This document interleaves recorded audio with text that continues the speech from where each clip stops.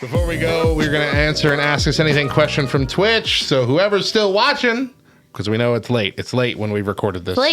It's late. But whoever's still watching, ask us We're a very important date. anything, and we will answer it. At all, based on our SSA news story from this week. What is the worst gastral issues you faced? I have my story. All right, go ahead. All right. When I was going in to have Mila, she was a scheduled cesarean.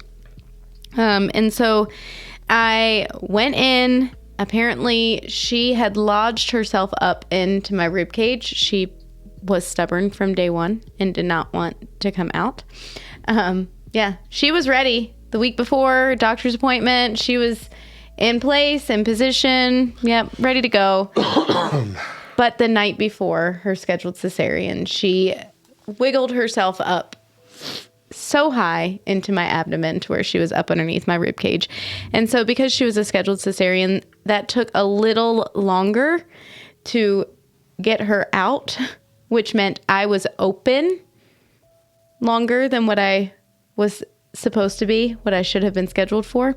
And in all of that process, they kind of fill your body with air in order to help it continue functioning. Okay. And that air got trapped inside. And so that air turned to gas within side of me, and it was like within side of me. I want to say it was about 2:00 that morning that I am like frantically pressing that nurse's button over and over and over and over because I was in such pain. One, I had just had a C-section, and so I've got multiple stitches in that same area, that same vicinity.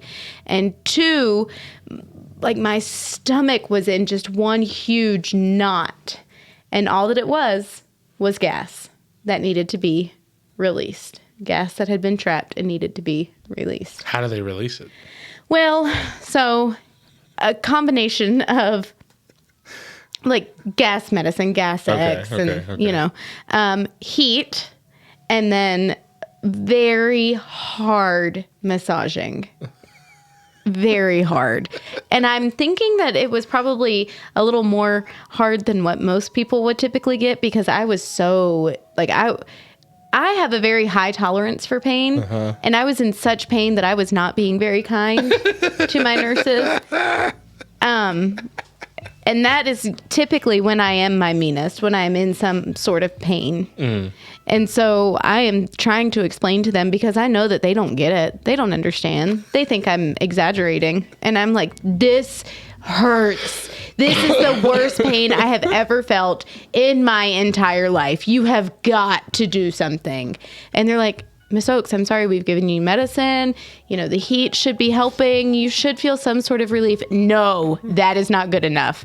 First of all, I have just had a baby and she's going to be awake like any minute and she's going to want to eat. And I'm going to need to be able to feed my child without feeling like I'm about to die. Cut me second of all, poke me with a pin. Right.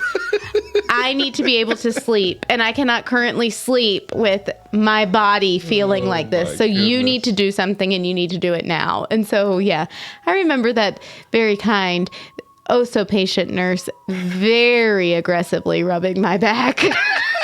But it felt nice, and it helped. Oh, that's funny. Yeah. So I don't have any like big stories like that, but I did have a terrifying realization not too long ago that okay, so it was about 2 years ago now.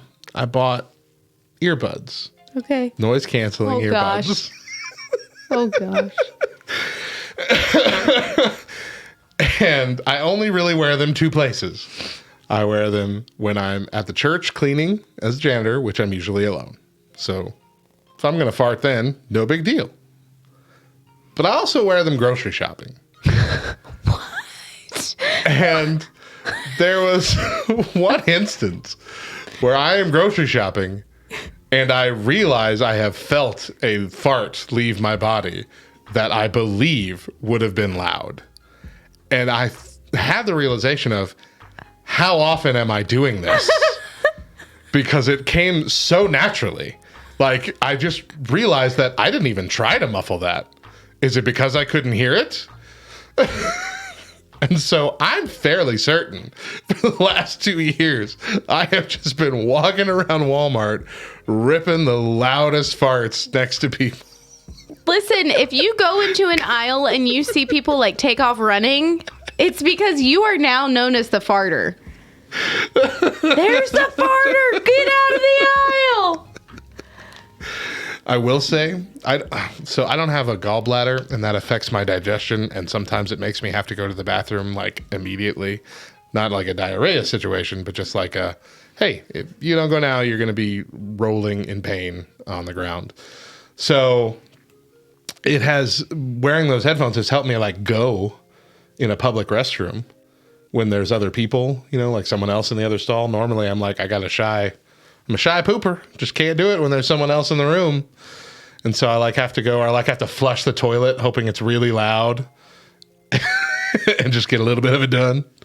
Just little by little. My mom does that. But like, if I put those headphones on, I don't care. I'll just I'll go to town. I don't care what anybody's thinking because I can't hear it. And so I don't think it's a big deal. And that just made it really scary as to how many times have I just been, how many times have I just been letting those farts rip in public? And I'm legitimately afraid I'm known as the farting guy at Walmart. So I'm there usually 2 or 3 times a week for one thing or another. So that's my life. I'm sorry. That's the life of a man who's almost 40. I will not even lie to you. It happens on the regular that I walk in the library and I'm like, okay, nobody's in here. But then I'm like, wait, nobody's in here, right? Like after it's all said and done. And the other day it was a total, like, if somebody were in here, they'd be like, really? That just came out of you? Like, what? Tristan says everything goes at Walmart anyway. I mean, that's right. Yeah.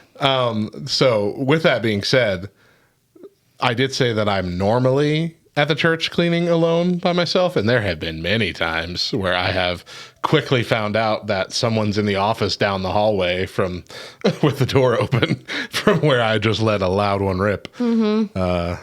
And what do you say? Like, I don't even know that I would feel comfortable Call being a barking spider out here. Did you hear that? No, I'm saying like, if it's Megan in the office, like, what does she say to you, Matt? She doesn't say anything. That's what I'm saying. You'd say something, she wouldn't say a word about it. Feel better? Like, oh, I didn't know you were here. Really? You didn't hear me down the hall? No, not at all. Yep. Oh, you scared me, actually. When you popped in the door, I didn't hear you coming. Yeah. Oh, anyway. Better out than in. Better out than in, I always say. Do you know the rebooting of Shrek? I don't want to get into it.